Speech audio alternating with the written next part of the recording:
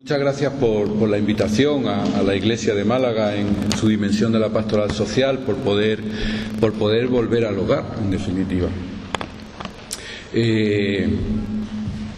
Bueno, cuando uno vuelve por Málaga y en la medida que me voy haciendo mayor, pues siempre vuelve al hogar, ¿no? Y vuelve con un olor cada vez más intenso de lo que fue la vida, ¿no?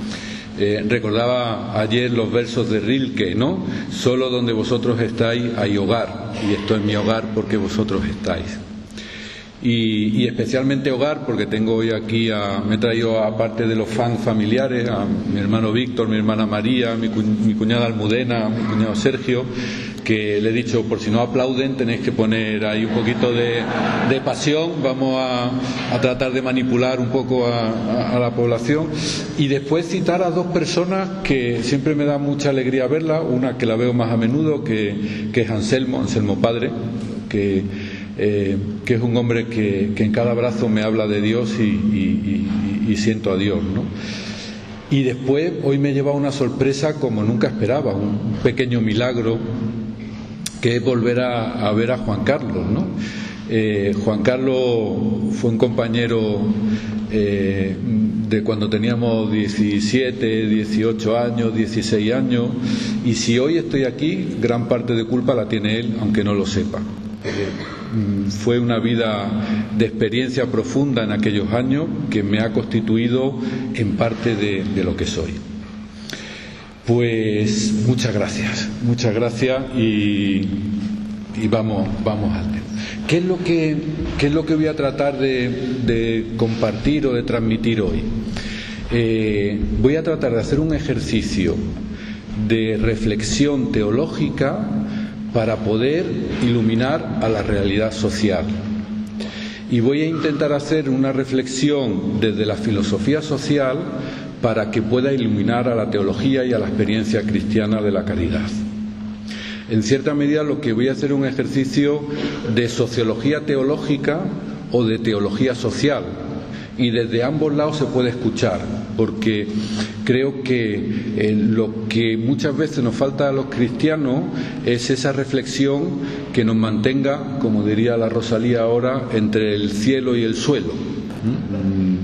Pues que yo creo que da una clave muy teologal, y donde a veces nos perdemos porque tenemos propensión o irnos al cielo o quedarnos en el suelo.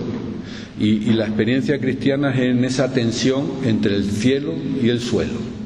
Y en cierta medida creo que la esperanza es una de esas virtudes que nos mantienen en tensión hacia el cielo, pero con los pies en el suelo. Y esa experiencia es la que vamos a tratar de darle vuelta. Todos y todas tenéis el esquema y voy a tratar de seguirlo. Uno, cuando se va haciendo mayor, se toma la libertad de poder perderse, y la gente dice, bueno, ya está mayor, entonces, bueno, pues uno siempre tiene más libertad para poder decir lo que quiere en el momento que quiere. Tú, Señor, eres mi esperanza.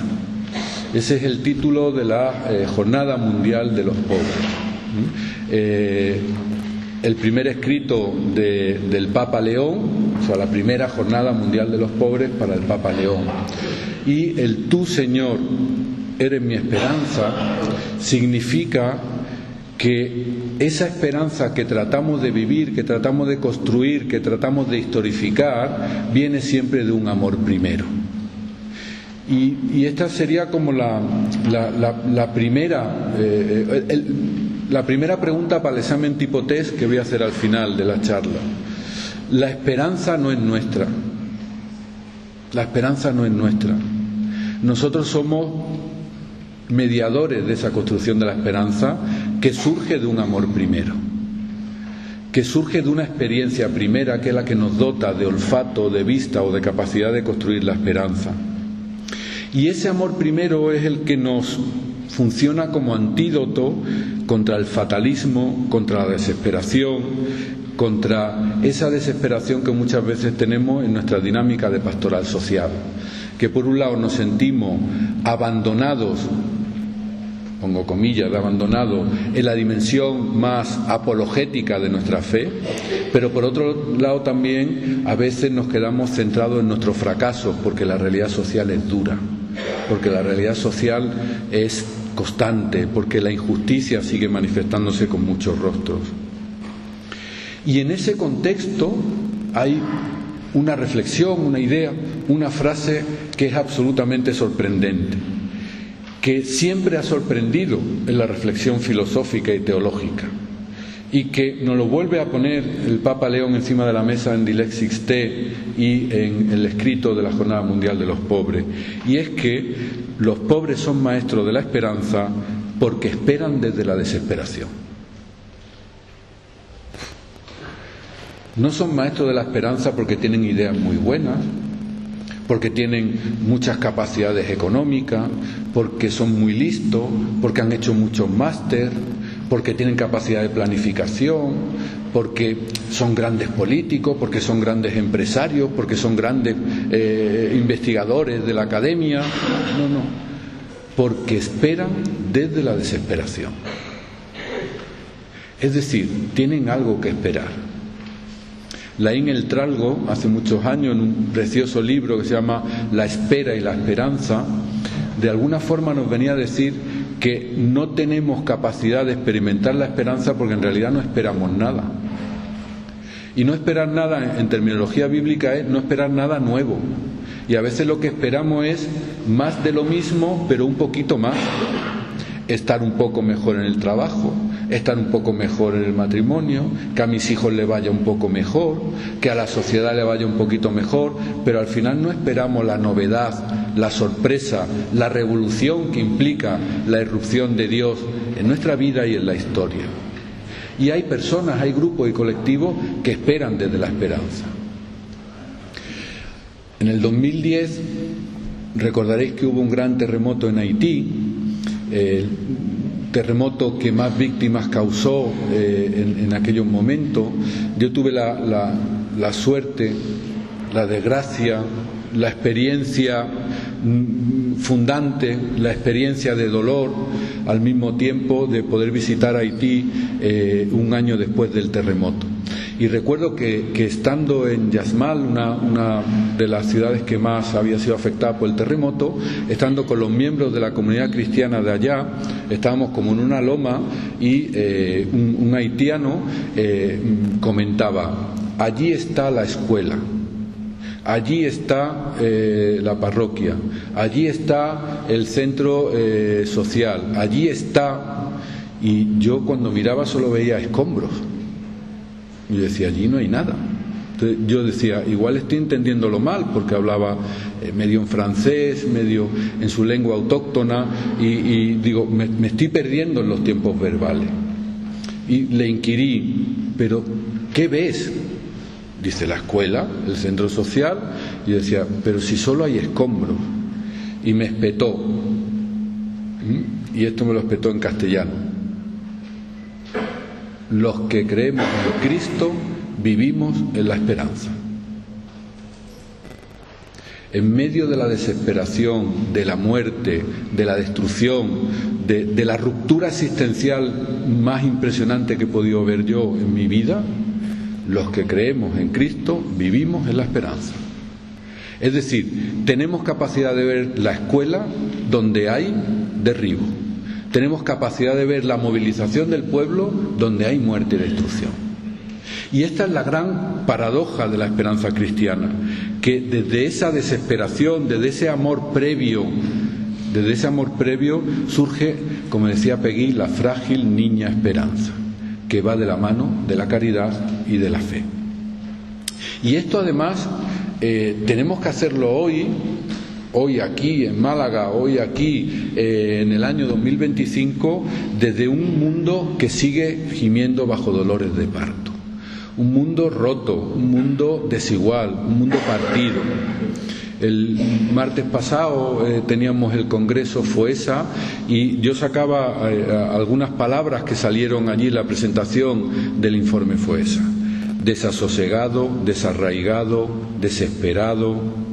Eran, de alguna forma, poner palabra a la experiencia de la gente, poner palabra a la experiencia de injusticia que está viviendo la gente, poner palabra a esos 4 millones de españoles que están sufriendo una exclusión severa, sin vivienda, sin ingresos, sin relaciones sociales, y poniendo nombre también a esos más de 10 millones de personas que están viviendo una vida tremendamente fragilizada.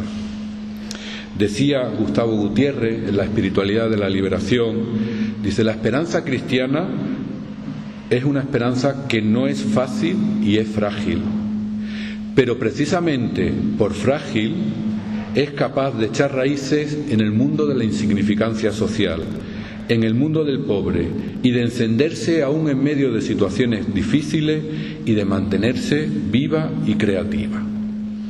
La esperanza cristiana no es una esperanza fácil y es una esperanza frágil. Claro, con esta estructura de marketing, ¿a dónde vamos a ir? Mira, os convocamos a que construyamos una esperanza que es no fácil, es decir, difícil, y además es frágil. Pues esto es como vender un piso diciendo: es carísimo y se os va a caer el techo en breve. Pues es el mensaje cristiano. Es una esperanza que no es fácil y que además es frágil. Pero fijaros lo que nos dice Pedro en la primera carta. Dice: si alguien os pide explicaciones de vuestra esperanza, estar dispuesto a defenderla, pero con modestia y respeto y con buena conciencia. Estar dispuesto a defenderla, pero con modestia, respeto y buena conciencia. De aquí podemos hacer un plan de vida. Primero, la experiencia cristiana necesita también no simplemente de esa experiencia, sino de razones y argumentos. Tenemos que dar explicaciones. Ahora, eso sí, nuestras explicaciones tienen que ser argumentadas, razonadas, comprensibles, y no desde la imposición, sino con modestia y respeto. Lo he repetido muchísimas veces, y no es nada nuevo lo que vais a escuchar, pero si solo aprendierais, bueno, espero que aprendáis algo más, pero esta frase me parece fundamental. ¿Cómo nos movemos muchas veces los cristianos cuando tratamos de dar razón de nuestra esperanza? Pues básicamente desde esta estructura. Somos los mejores y nos caracteriza la humildad. Yo ya lo sé todo. Humildemente te lo digo, humildemente. Pero que tengas en cuenta que estás equivocado, O sea, no tienes ni puñetera idea de nada. Ya te voy a dar yo la solución. Con humildad, con humildad. Bueno, pues a veces ni somos los mejores y los humildes a ratos. A ratos. Y eso nos incapacita para tener un diálogo con la realidad. Eso nos hace estar muy por encima de la realidad, incluso. Cuando el Papa Francisco decía que la realidad es más importante que la idea, lo que nos estaba diciendo al mundo, pero muy directamente a los católicos, es decir: mira, daros un baño de realidad porque decís muchas tonterías. Decís muchas tonterías, porque nadie está por encima de... Nadie es más que, aunque vivamos en la verdad, yo soy el camino, la verdad y la vida, y aunque eso sea verdad, la forma de vivirla tiene que ser con modestia y con humildad. Y eso significa que tenemos que dar razón, no simplemente testimonio. Hay una apologética del testimonio, pero tiene que haber una apologética de la argumentación, de la filosofía, de la sociología, de las ciencias económicas. Porque para los cristianos la esperanza no es un adorno motivacional, no es simplemente un hecho que vivamos porque hay un jubileo y nos toca hablar de la esperanza. La esperanza pertenece a esa tríada de virtudes teologales: fe, esperanza y caridad. Triada que una se une con la otra. De hecho, fijaros, Benedicto XVI en Spe Salvi nos decía: la esperanza es una palabra central en la fe bíblica. Central, no anecdótica, central en la fe bíblica. Hasta el punto que en muchos pasajes del Antiguo Testamento y especialmente del Nuevo Testamento, la palabra fe y esperanza parecen intercambiables. Así, la carta a los Hebreos une estrechamente la plenitud de la fe con la firme confesión de la esperanza. Es decir, no vamos a afrontar una reflexión sobre algo anecdótico que hay que tener los viernes por la tarde para olvidarlo los domingos por la mañana. Estamos hablando de un hecho central en la vida cristiana. De hecho, la gran pregunta que podemos hacernos hoy, ¿qué esperamos los cristianos? No en qué creemos los cristianos, ni siquiera qué hacemos los cristianos, fe y caridad. ¿Qué esperamos los cristianos? ¿Qué esperáis? ¿Esperáis verdaderamente una revolución donde las prostitutas entren primero en el reino de los cielos?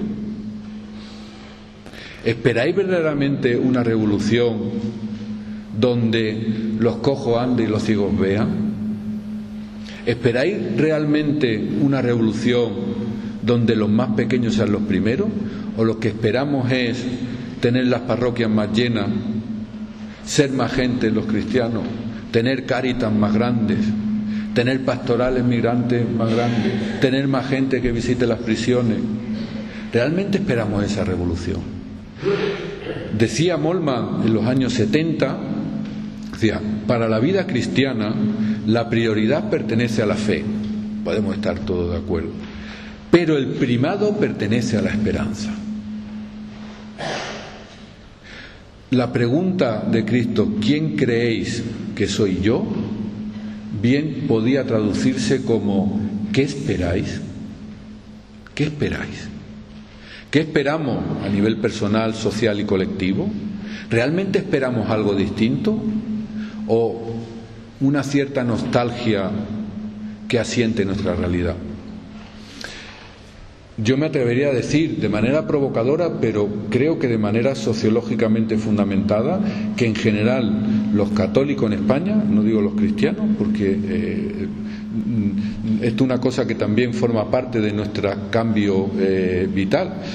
Hace unos años hablábamos de los cristianos porque nos creíamos lo único. Hoy ya tenemos entre nosotros un 5% de personas evangélicas que son también cristianas y no son católicas. Y por eso a veces cuando hablamos nosotros y nos apropiamos del término cristiano, estamos apropiándonos también de la fe de otras iglesias hermanas.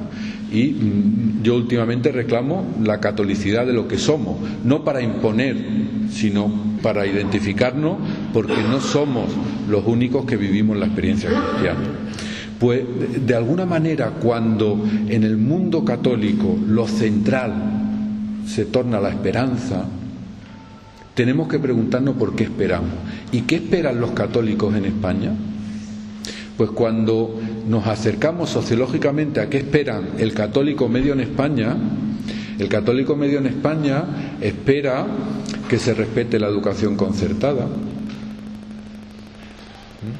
que ciertas cuestiones morales se nos respeten, que la Iglesia pues tenga una cierta prioridad, no voy a hablar de privilegio, una cierta prioridad porque tenemos un entramado asociativo, cultural, de la acción social muy grande.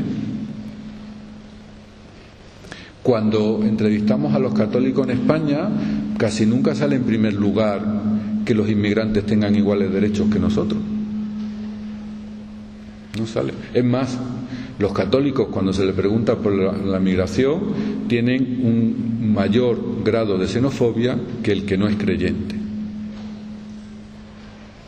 Y bueno, y esto es una paradoja.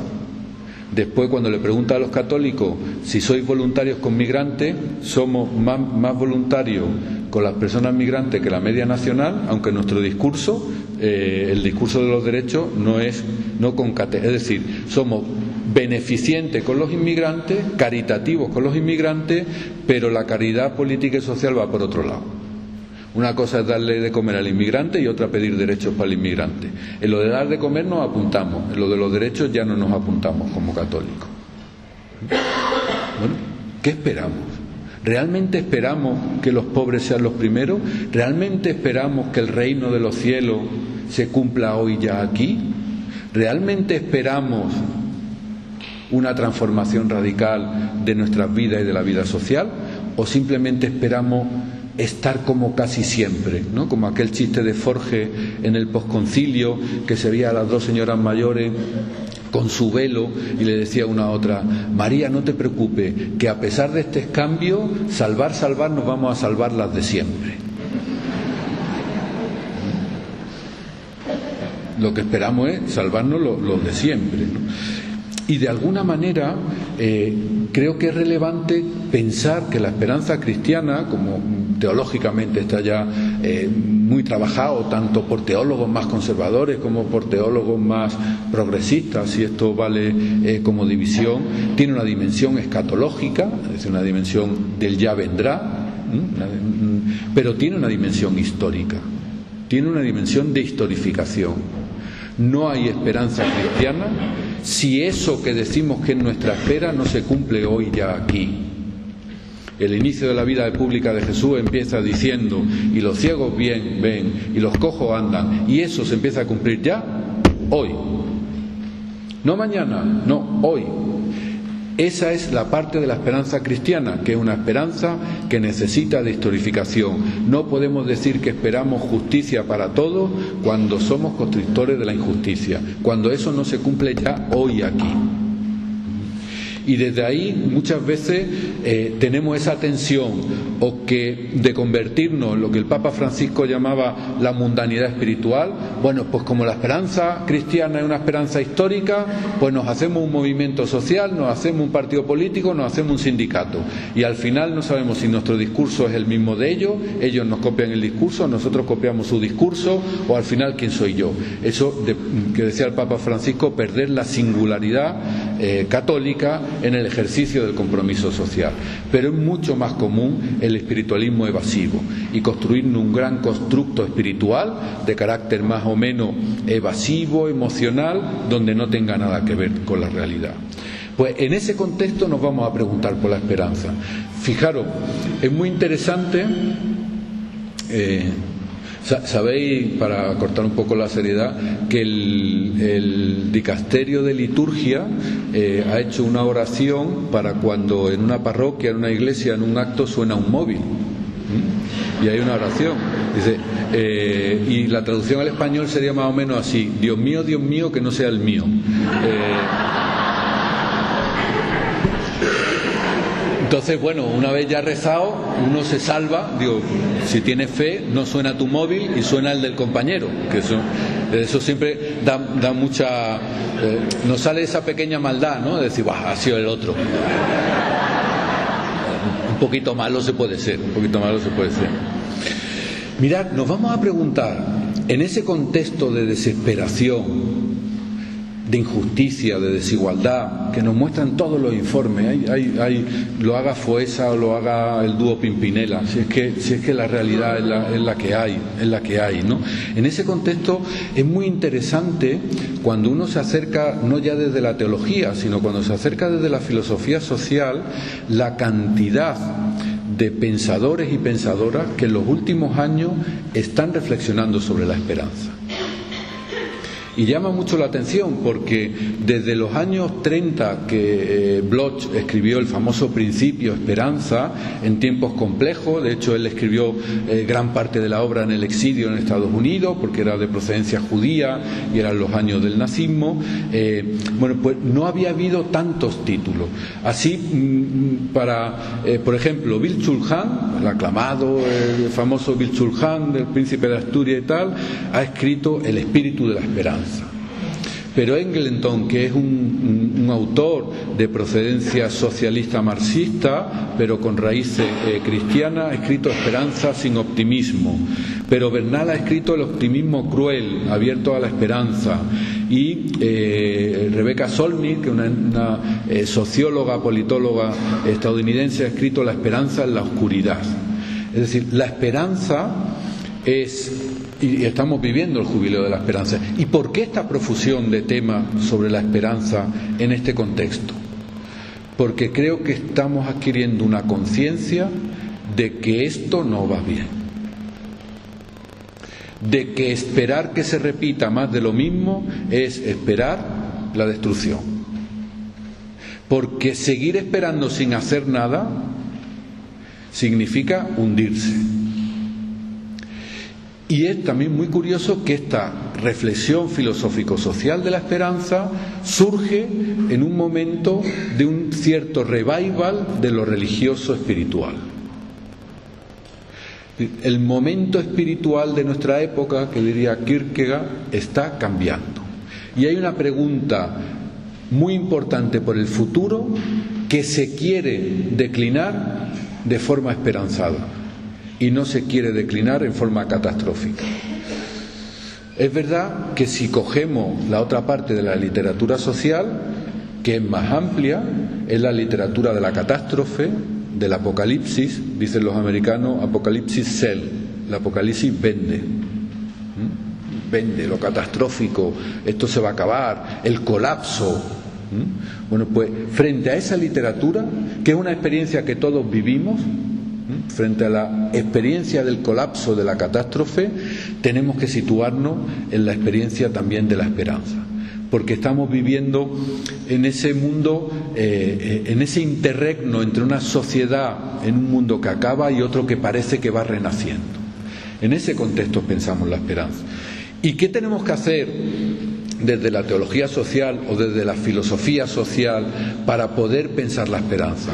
Pues tenemos que hacer muchas cosas, pero yo voy a proponer dos caminos. El primero, vamos a ver cuáles son las barreras de la esperanza, cuáles son las estructuras de la desesperanza, por un lado, y por otro, cuáles son los faros de la esperanza. O dicho de otra manera, ¿qué tenemos que evitar para no caer en la desesperanza y qué tenemos que promover para construir la esperanza? Sin duda no son todos los elementos, simplemente algunos que nos puedan ayudar. ¿Cuáles son esas estructuras de desesperanza? Ahí os pongo 5 que me parecen fundamentales.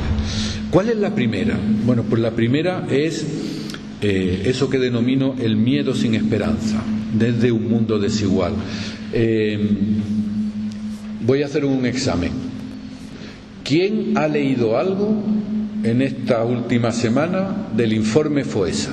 No quién ha escuchado. ¿Quién ha leído algo? Levantarlo sin miedo, un poquito de...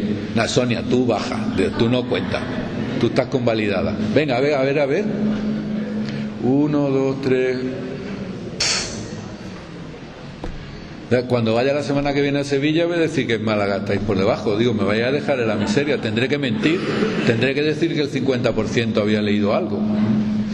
Bueno, pues yo os animo que le echéis un vistazo y os animo especialmente a que leáis el capítulo 6.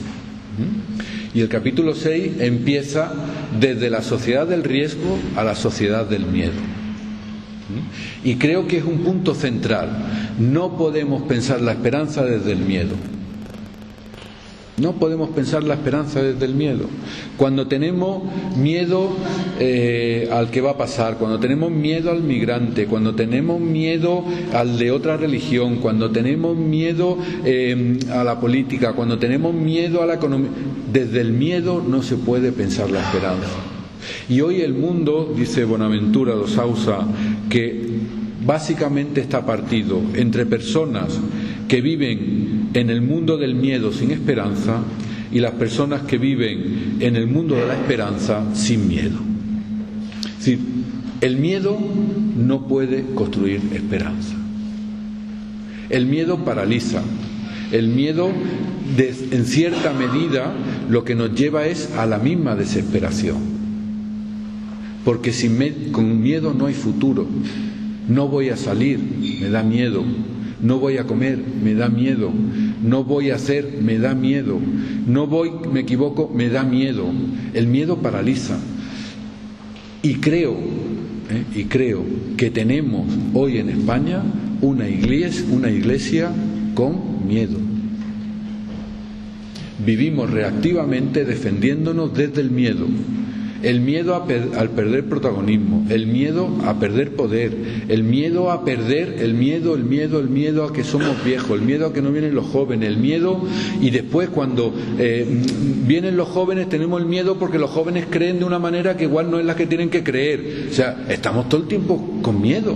Miedo porque no hay, miedo cuando vienen, miedo cuando se van, miedo cuando empezamos, miedo cuando... Miedo. Desde el miedo no se construye la esperanza. Desde el miedo no se construye la esperanza. Y de alguna forma lo que estamos construyendo es una estructura mental donde el miedo se está aprisionando de nuestra existencia. No tengáis miedo. No tengáis miedo. Y eso es lo que nos dice Jesús desde el Evangelio. No tengáis miedo. ¿Y por qué nos decía Jesús eso? Bueno, no sé, digo, él vería por qué, pero en el fondo es porque desde el miedo no se construye. Y los cristianos somos una panda de asustados. Seguramente porque estamos viviendo esa experiencia de los apóstoles cuando a Jesús lo mataron. Estaban encerrados con miedo. Ahí estamos nosotros. Y por eso nos encerramos en nuestros grupos, en nuestras capillas, en los iguales, en el narcisismo de la similitud. Y que a gusto estamos cuando estamos los que tenemos que estar. ¿Y esos quiénes somos? Los de siempre, María, los de siempre. Por eso cuando el Papa Francisco, en el precónclave, dice aquello de prefiero una iglesia herida y accidentada que una iglesia que enferme de autorreferencia. Bueno, pues hoy aquí estamos enfermando de autorreferencia. Aquí en Málaga, en Granada, en Santiago de Compostela y en Madrid. Estamos enfermando de autorreferencia. Pues aquí tenemos una primera barrera. ¿Cómo trabajamos nuestro miedo personal y colectivo? A la realidad social, a la realidad de la injusticia. Esto nos lleva a un segundo elemento, que es lo que yo denomino la construcción social de la impotencia. ¿Qué significa esto? Pues significa que muy pocos de los que estamos aquí, incluyéndome yo el primero, creemos que verdaderamente algo puede cambiar. Y estamos instalados en que, como mucho, podemos paliar alguna situación. Porque los poderes culturales, los poderes económicos, los poderes políticos, los poderes religiosos nos hacen ver de no te metas en aventuras. Al final siempre pasa lo que tiene que pasar. Al final siempre tendréis a los pobres entre vosotros. Y hacemos una lectura torcida de ese pasaje. Al final siempre habrá ricos y pobres. Al final, es verdad, si debería ser de otra manera, pero es lo que hay. Al final, si ya sabemos cómo son esta gente, pues, ¿qué vamos a hacer? Y eso se introyecta dentro de nuestra cultura como un algo que nos situamos entre minimizar lo que hacemos porque al final todo va a ser igual. Y cuando nuestra estructura, nuestro imaginario social es imposible cambiar, transformar cualquier cosa, en cierta medida, cuando nos hemos dejado robar nuestros sueños, estamos imposibilitados para soñar conjuntamente. Nos decía Francisco incansablemente, no os dejéis robar vuestros sueños. Pues no hemos dejado robar nuestros sueños. Y creemos que nada es posible. Esto, permitidme que aunque hay gente de otras dimensiones pastorales, ponga el ejemplo en Cáritas, ¿no? En cuántas Cáritas parroquiales, Cáritas diocesanas, he escuchado yo esto. Esto ya lo hemos hecho y nunca funciona. ¿Otra vez vamos a hacer esto? Si esto no es imposible. ¿Para qué vamos a hacer esto? Esto ya lo probamos en el año 30 y esto no funcionó. Hombre, si ya lo intentó, a ver, José Miguel, si ya lo intentó Anselmo, digo, hace 20 años, no te metas por ahí. Cuando desde el Evangelio es todo lo podemos desde la fragilidad, nuestro discurso es queremos tener poder para no hacer nada. Porque como nada es posible hacer. En tercer lugar, la banalización de la injusticia como drama ético.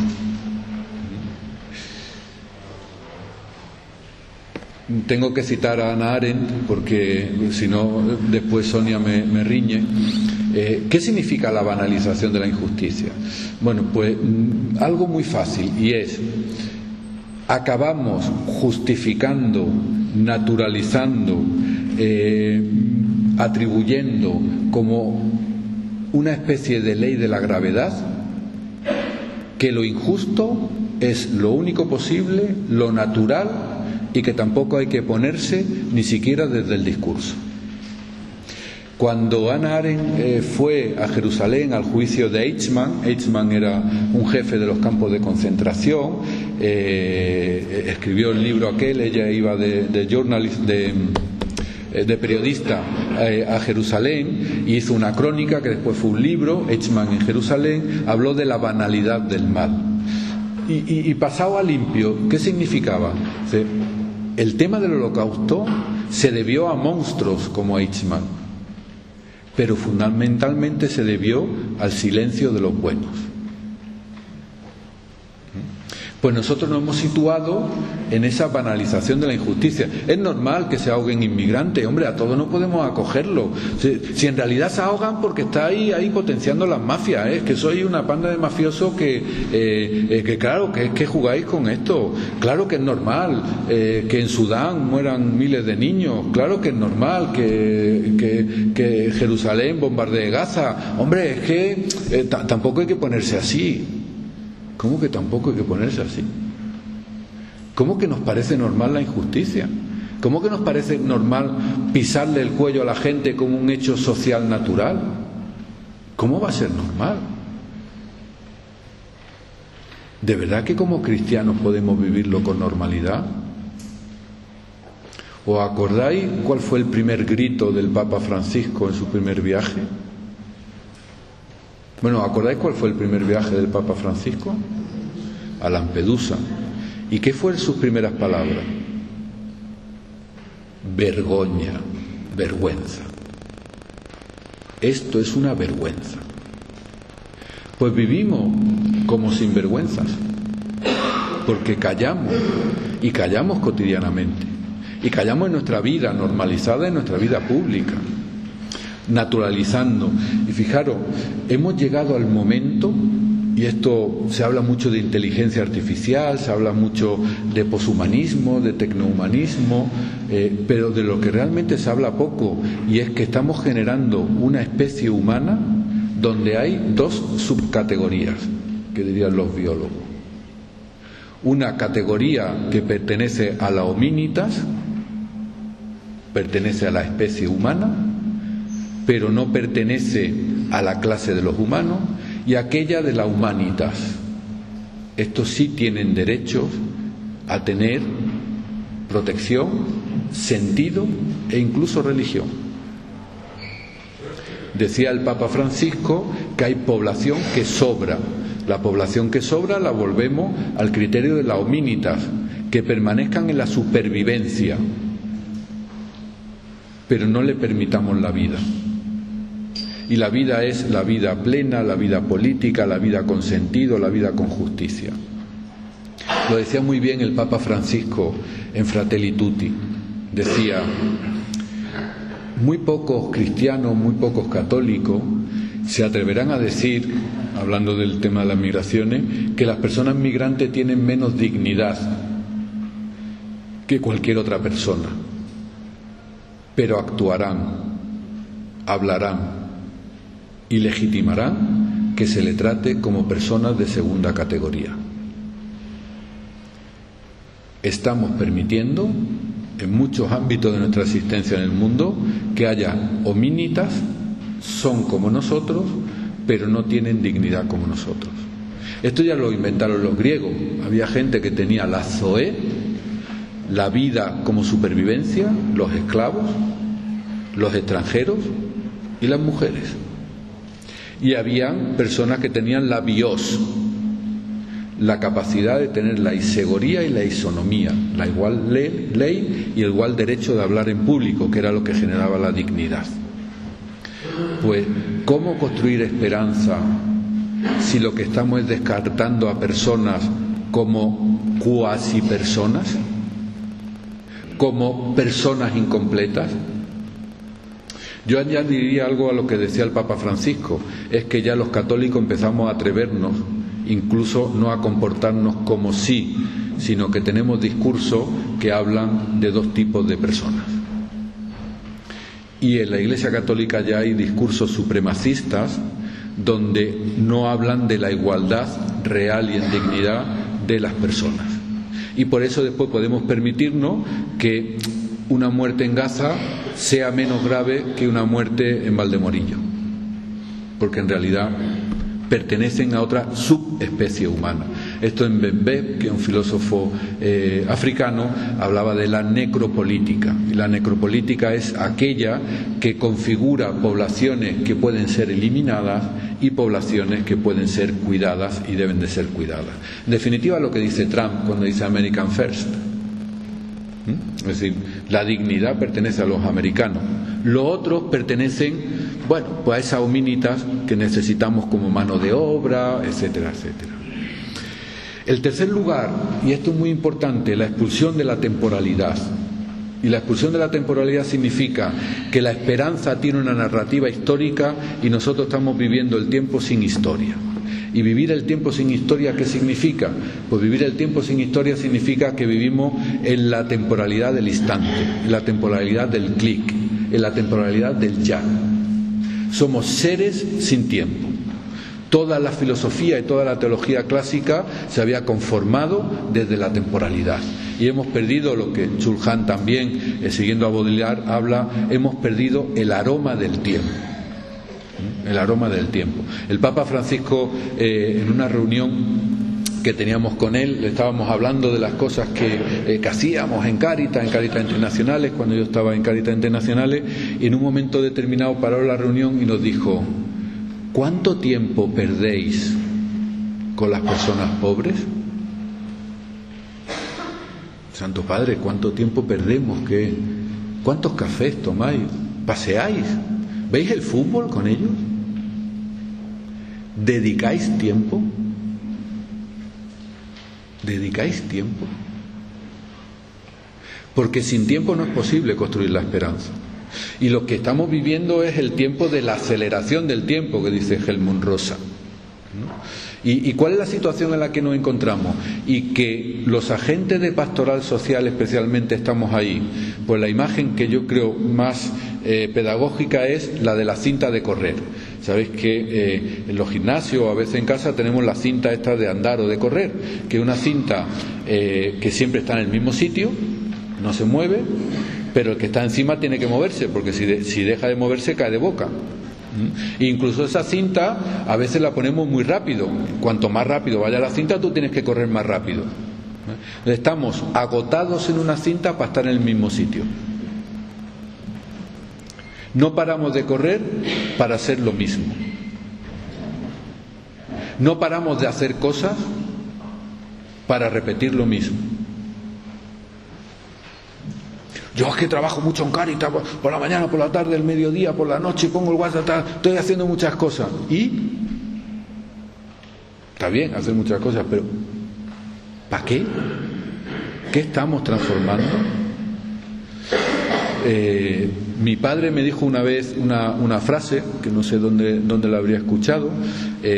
Yo era muy mal estudiante, aunque después he estudiado mucho, me dio la chaladura en un momento y me puse a estudiar, pero he sido bastante desastre estudiando. Entonces volvía de un examen y me preguntó mi padre, que tampoco me preguntaba mucho por los exámenes, pero ese día me preguntó y dice: ¿qué tal el examen, Seba? Digo: pues mal. Y me dice: el tiempo no perdona lo que se hace sin él. Claro, no había estudiado, no iba a poder aprobar. El tiempo no perdona lo que se hace sin él. Y eso él lo aplicaba mucho a la cocina después. Si la olla express, no. El tiempo no perdona lo que se hace sin él. Bueno, pues en la vida cristiana, en la vida social y política, el tiempo no perdona lo que se hace sin él. Y nosotros estamos encantados en que todo tenga que ser ya. Para mí lo define mucho un chiste un poquito así picantón, pero tampoco mucho, ¿no? De un chico que llega a una discoteca y le presentan a una chica, dice: hola, yo soy Marisa. Pues yo soy Pepe. Dice: ¿nos acostamos? Dice: creí que no me lo iba a pedir nunca. Necesitamos el ya. El ya, porque en ese tiempo nos movemos. Si os fijáis, cuando ayer venía en el tren, me llamó mi hermana María, por cierto, y se entrecortaba y no sé qué, no sé cuánto, y en ese momento pues mucha gente estaba con el móvil y claro, va mal los datos, y veía a la gente, era muy gracioso, pues la gente empieza así. Que funcione ya, o sea, que ¿cómo? Que esperar 3 milésimas de segundo no puede ser, tiene que ser ya. Digo, no me frustre que tengo que ir al psicólogo, tiene que ser ya, tiene que ser ya. Bueno, pues sin tiempo no es posible la esperanza, y vivimos sin tiempo. Y por último, el tema de la esperanza como optimismo, y en esto me pongo muy grave. La esperanza cristiana no es el optimismo. Y permitidme que lea una cita de un teólogo dominico. Dice: los cristianos no somos optimistas. No somos optimistas.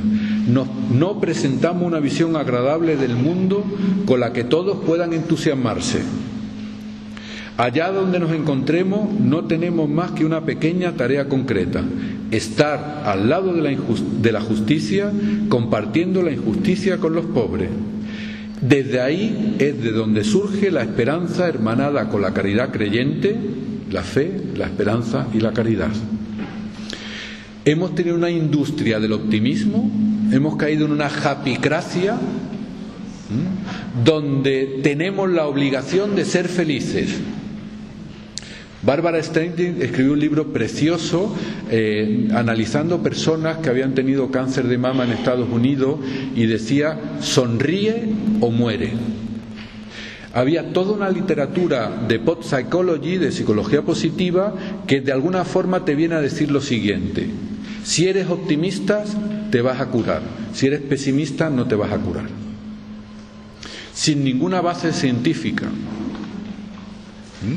Podríamos decir, si aquí todos apretamos mucho así los puños, decimos somos todos optimistas y como queremos mucho a los pobres, mañana ya no va a haber pobres porque somos muy optimistas.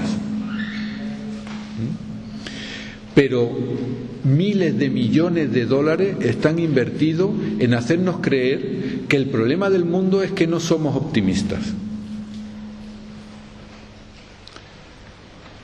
Fátima, una chica de Nigeria, musulmana, que tuvo que atravesar el desierto con sus 3 niños, y cuando terminó esa travesía solo quedaba uno vivo. Fátima, que cuando estaba en la frontera con Marruecos la violaron los policías marroquíes. Fátima, que tuvo que saltar la valla y tenía heridas en los brazos. Fátima, que tuvo que esperar en el CIE de Melilla, me decía un día, después de tiempo, en Madrid: ¿qué empeño tienen los psicólogos en que sea optimista y no que esté sufriendo tanto porque soy una mujer violentada, que se lo han muerto 2 niños, que estoy en una patria ajena, que no tengo derechos y encima tengo la obligación de ser feliz? Y me llaman triste. Qué fácil es ser optimista cuando tenemos la vida dada por supuesto.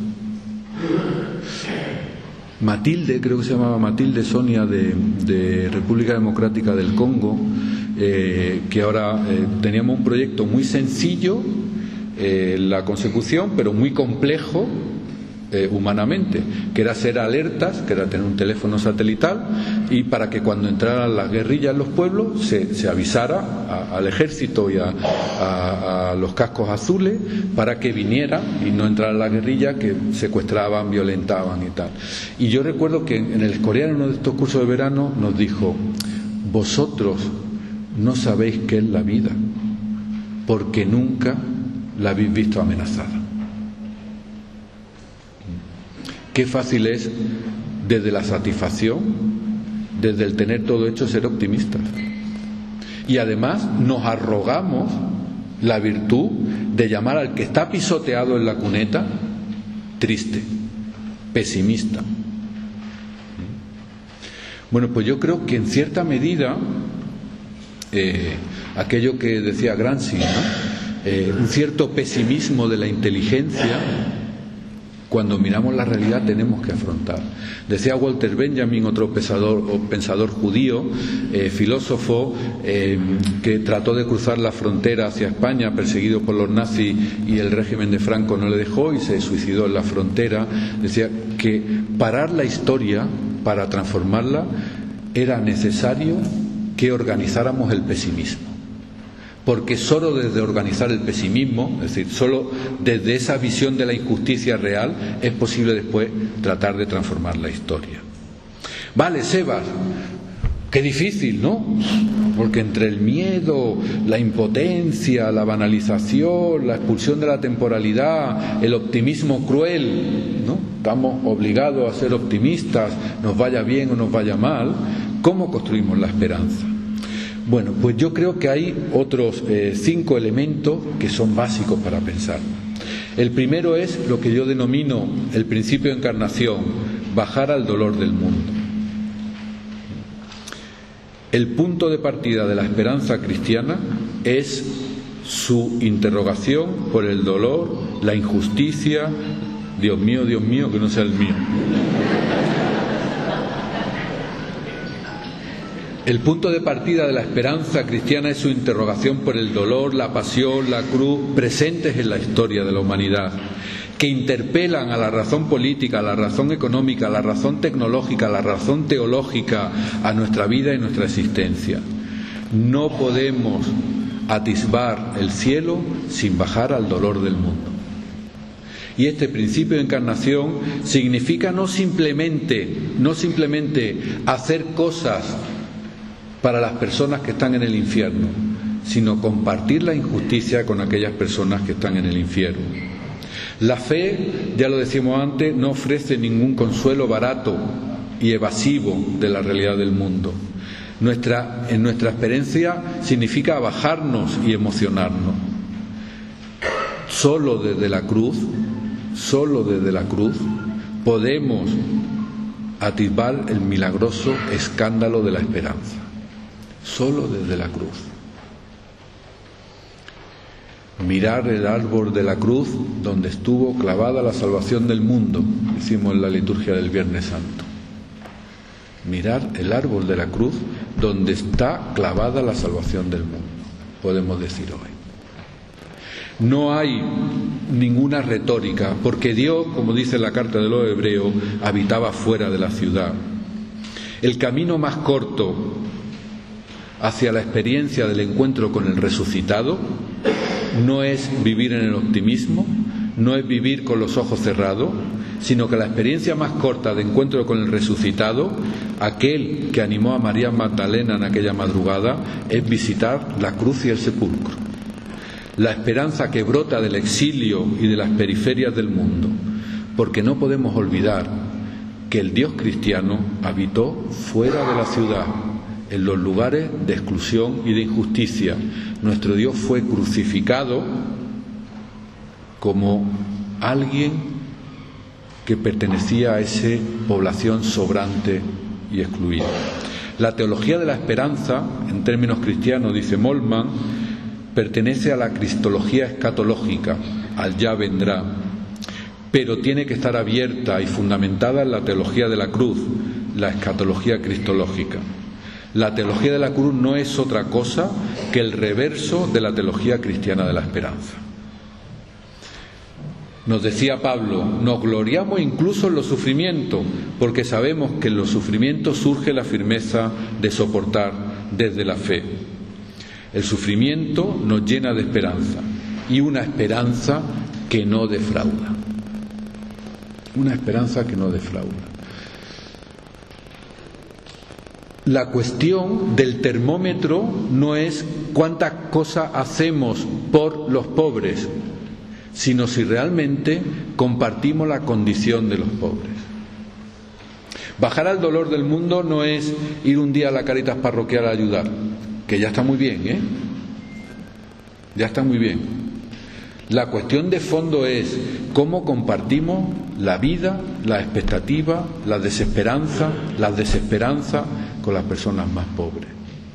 No podemos construir la esperanza si no hemos compartido las desesperanzas.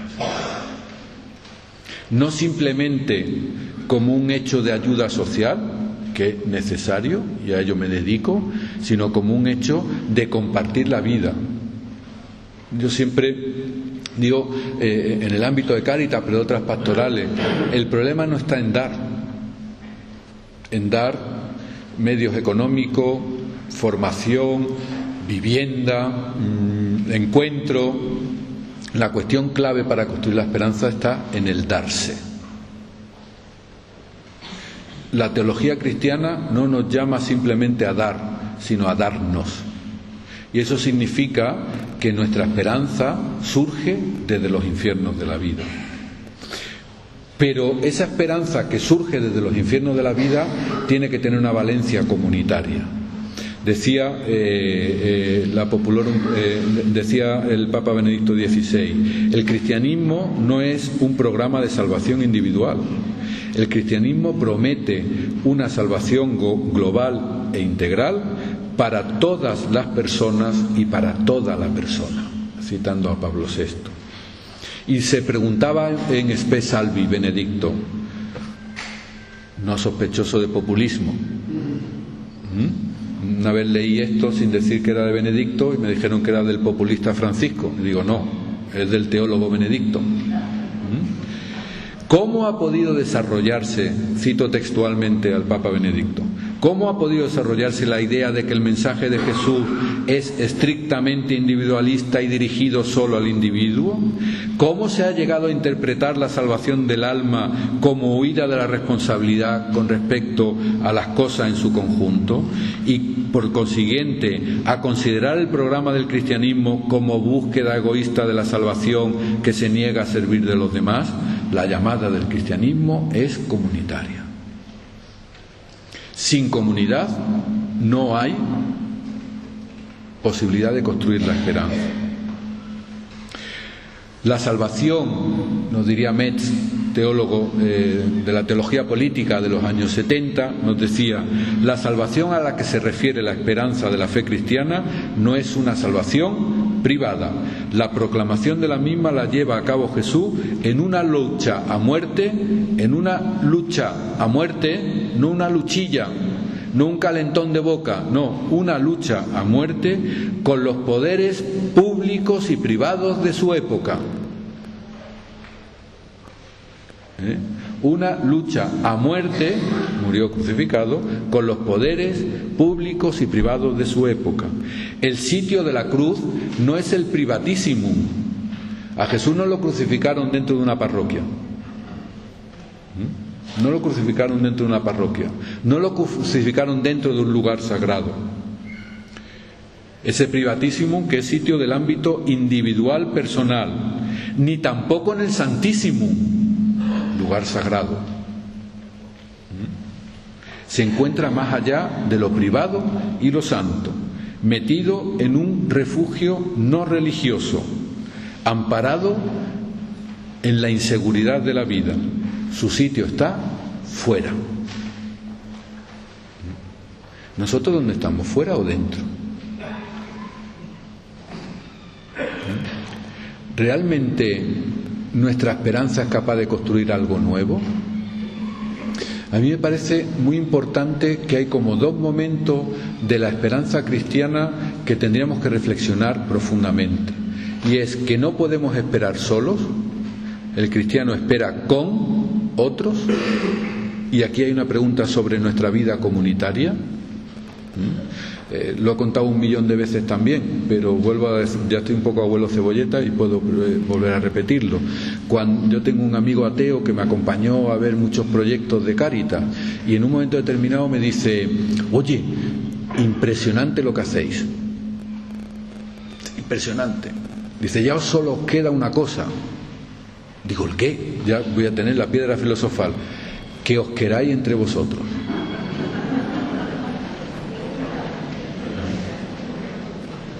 Veréis cómo cuando os reís es porque es verdad, ya tenéis todo al señor Jacinto y a la señora María en la cabeza. No, es que la parroquia de enfrente ya sabemos cómo son los de la parroquia de enfrente. O hablamos con mucha libertad de la polarización en la sociedad y no hablamos de la polarización en la Iglesia, donde ya empezamos a encontrarnos que a veces estamos más a gusto con gente fuera de la Iglesia que con gente de dentro de la Iglesia. O cuando hablamos, voy a decir un pecado, de hacer proyectos conjuntamente sin que el logo de uno salga por encima del de otro. A ver, pero esto es de Cáritas o de Pastoral de Migrantes. Vamos, aclarémonos, que esto es importante, ¿Y qué logo pongo antes, el de Pastoral Migrante o el de Cáritas? Sí, hombre, claro que somos comunidad, sí, pero déjate de tonterías, después ya somos comunidad. Ahora vamos a ver quién es. ¿Y este programa internacional qué es? ¿De Mano Unida o de Cáritas? A ver, porque somos muy distintos, somos tremendamente distintos, pero no creemos en el mismo Dios, sí, pero bueno, ya sabéis, los hermanos siempre son distintos. Bueno, hay una llamada muy importante, esperar con otros. ¿Realmente esperamos con otros? Pero hay un paso mucho más importante, que los cristianos esperamos por otros.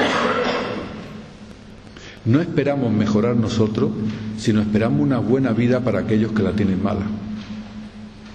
Nuestra esperanza, si realmente es cristiana, es que los ciegos vean, no que yo tenga unas gafas mejores.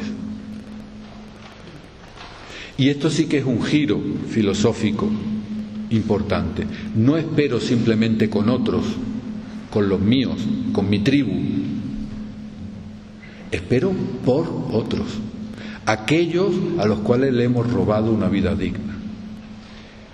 Y nuestra esperanza está con aquellos que están crucificados. O nuestra esperanza está con nosotros que ya nos vivimos resucitados. En tercer lugar, el principio de participación o el protagonismo de los descartados salía antes en la oración de Diles Sixte. Es muy interesante cómo vivimos los cristianos. Permitidme otra frase así para que os haga pensar, para que no os vayáis solo con lo de la oración del móvil. Yo creo que en la Iglesia hacemos muchas cosas por los pobres, pero sin los pobres. Tenemos un notable, porque es verdad que hacemos muchas cosas, pero los pobres para nosotros no son ni sujeto político, ni sujeto antropológico, ni sujeto de conocimiento, son sujetos asimétricos que les decimos yo soy la solución y tú eres el problema. Y hacemos muchas cosas y eso está bien, pero no contamos con que tras la pobreza hay sujeto, hay reflexión, hay capacidad de agencia. Nos lo dice muy claramente en Diles Sixte el Papa León. Los movimientos populares, la agencia de los movimientos populares, de aquellos que son pobres, nos invitan a superar esa idea, cita Francisco, de las políticas sociales en las que nosotros estamos, concebidas como una política hacia los pobres, pero nunca con los pobres, nunca de los pobres, y mucho menos inserta en un proyecto que los reunifique a los pobres como pueblo. Si los políticos y los profesionales no los escuchan, la democracia se atrofia, se convierte en nominalismo, una formalidad, pierde representatividad, se va desencarnando porque deja fuera al pueblo en su lucha cotidiana por la dignidad, en la construcción de su destino. Básicamente hasta aquí cita el Papa Francisco y añade una frase que ha pasado muy inadvertida y dice: lo mismo se debe decir para las instituciones de la Iglesia. porque hemos citado mucho al Papa Francisco diciendo los políticos y los otros, que lo mismo tiene que pasar en las instituciones de la Iglesia. Y voy a hacer una pregunta que igual me equivoco y me estrello. ¿Cuántas personas de nuestros programas y servicios, de nuestras atenciones pastorales, están hoy aquí?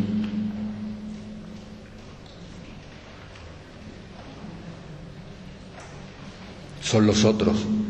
Hoy no hemos juntado los buenos que ayudamos a los otros. Pero los otros son otros. Otros pobres. Otros. María, nos vamos a salvar los de siempre, los buenos. Nos hemos colocado en el Santísimo, pero no hemos olvidado de que Dios habita fuera de la ciudad. Hace ya muchos años, otra de Abuela Cebolleta, como veo caras nuevas, pues al menos no lo escucha por primera vez, cuando la excursión de mi parroquia allí en Alcobendas, bueno, una parroquia básicamente es un grupo de gente que hace un retiro a principio de curso y una excursión a final de curso. Lo que pasa entre medio es anecdótico, pasan cosas, pero bueno, digo, es anecdótico, ¿no? Entonces estábamos preparando la excursión de fin de curso y entonces pregunto yo, ¿y quién viene a la excursión? Y dice el párroco, los de la parroquia. Digo, pues vamos a invitar a los que están en Cáritas, o sea, a los voluntarios. Digo, no, a los que participan de los proyectos. Y dice el párroco, no, hombre, he dicho los de la parroquia. Son los otros. Y el mensaje teologal es clarísimo. No ser los otros significa que tienen el protagonismo. Y lo que hacemos es todo para los pobres, pero sin los pobres. Eso se llamaba el despotismo ilustrado. Todo para el pueblo, pero sin el pueblo. Con lo cual no hacemos todo para los pobres. Pero eso sí, decimos, los pobres no evangelizan. Desde los pobres construimos nuestra esperanza. Los pobres nos muestran el rostro de Dios. Adoramos sacramentalmente al Dios en los pobres. ¿Dónde están los pobres?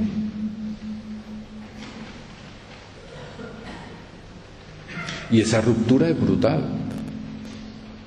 Cuando nosotros nuestra apologética de la fe, nuestra apologética de la caridad, nuestra apologética de la esperanza no pasa por nuestra apologética de la movilización con el pueblo, no somos realmente legítimos para predicar la esperanza que brota del Evangelio.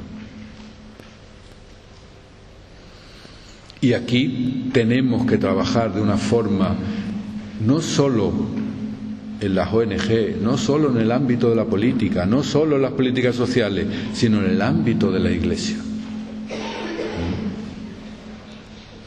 Y hemos tenido una Iglesia que hemos construido la otroidad de manera tan grande que era muy clásico escuchar en los años 90, 80 a la población gitana decir, yo voy a rezar al culto y a pedir a Cáritas.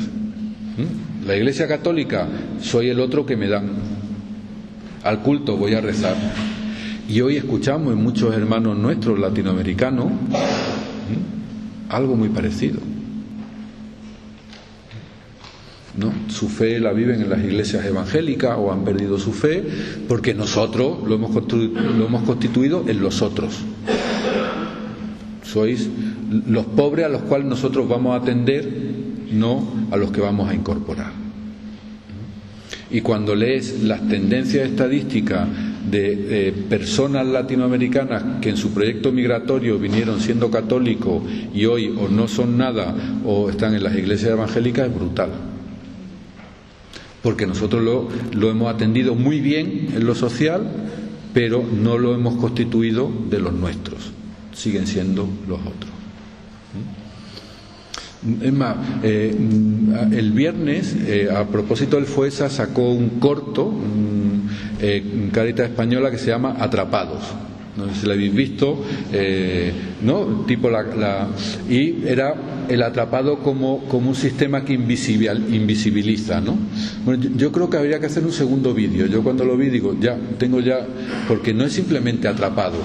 Ahora estamos en la constitución de los atacados. La invisibilización fue fruto previo. Tratamos de invisibilizar la pobreza, pero como no lo conseguimos porque es pertinaz, ahora lo que hacemos es atacar a la pobreza. La persona sin hogar es un loco, es un borracho, es un nadie, los inmigrantes son todos delincuentes. Entonces ya estamos en otro momento. Hemos pasado del atrapado de la invisibilización a una visibilización desde el atacado al otro. ¿Cómo va a ser parte de lo nuestro el otro? Y aquí, en esa constitución de lo nuestro, evidentemente tiene que ver con el compartir la fe, pero también con compartir otros elementos. El elemento ecuménico, el elemento interreligioso, y tenemos un campo importante. No habrá una construcción evangélica de la esperanza sin que los otros sean los nuestros. Decía Pablo Neruda, ¿dónde están los pobres? No lo sé, pero son míos. No lo sé, pero son míos. Y yo creo que aquí tenemos un avance importante que hacer. Y por último, el principio celebrativo. No, el penúltimo, el principio celebrativo, que básicamente quiere decir que cuidemos, claro, ante esta vastedad de la esperanza tenemos que cuidar los pequeños fueguitos, aquellas celebraciones de lo pequeño. Se trata de constituir espacios y experiencias que sustentan lo que vivimos. Algo hacemos bien y cuando lo hacemos bien hay que celebrarlo. Lo que nos enriquece para poder cultivarlo en nuestro interior y contagiarlo. Para poder cambiar el mundo es importante comenzar desde lo pequeño, para resistir a la bestia que nos surge en el Apocalipsis. Creo que todo aquello que nos oprime y nos esclaviza es tan grande, es tan estructural, que necesitamos romperlo desde los pequeños fueguitos. Decía Claudio Perani, un jesuita que inició el trabajo en la Amazonía de una forma distinta con los jesuitas, decía: tener el coraje en lo pequeño para llegar a grandes cosas, y comenzad. ¿Por dónde, Claudio? Por donde podáis. Por donde podáis. Celebrar lo pequeño, salir como tratar de reunir el coraje de celebrar lo pequeño. Decía Aren en esos tiempos sombríos y recios: solo podemos esperar que se concentre el coraje necesario, que es la raíz de toda acción, un coraje que hace que las personas nos sintamos actuantes desde la celebración de lo pequeño, para poder aguantar la pasión de la vida en condiciones de desierto. Para poder aguantar la vida en condiciones de desierto. Y yo creo que en este desierto que vamos viviendo de la injusticia y la opresión, necesitamos los pequeños fueguitos de Galeano, que no quitan el hambre en el mundo, pero nos hacen ver que el hambre es evitable. Y por último, la esperanza tiene una dimensión también espiritual. Una espiritualidad que yo denomino mistagogía histórica, siguiendo a los clásicos, que tiene que ver con el principio de la espiritualidad cristiana, una espiritualidad de la encarnación. Antes os decía, es básico esperar con otros, fe. Es importante esperar por los otros, caridad. No pido para mí, sino para otro. Pero estos dos elementos de esperar con otros y para otro es imposible sin esperar con el otro, con el otro absoluto que es Cristo para nosotros. Sin espiritualidad no es posible trabajar realmente la construcción de la esperanza.